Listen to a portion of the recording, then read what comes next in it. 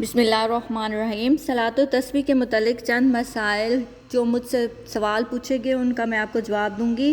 اس نماز کے لیے کوئی صورت مقرر نہیں ہے، جو بھی چاہیں گے کوئی بھی صورت پڑھ سکتے ہیں۔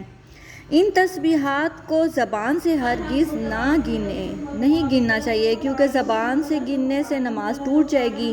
انگلیاں جس جگہ رکھی ہوں ان کو وہیں رکھے اس جگہ دباتی رہیں، اور یہ نماز ہر وقت ہو سکتی ہے سوائے ان وقتوں کے جن میں نفل پڑھنا مکروہ ہے۔ اور بہتر یہ ہے کہ اس نماز کو زوال کے بعد ظہر سے پہلے پڑھ لیا کرے۔ اگر دوسری اور چوتھی رکعت میں تحیات سے پہلے ان کلمات کو 10 مرتبہ پڑھے اور رکوع اور سجدہ میں پہلے تسبیح یعنی سبحان ربی العظیم اور سبحان ربی الاعلیٰ پڑھے اور بعد میں ان کلمات کو پڑھے۔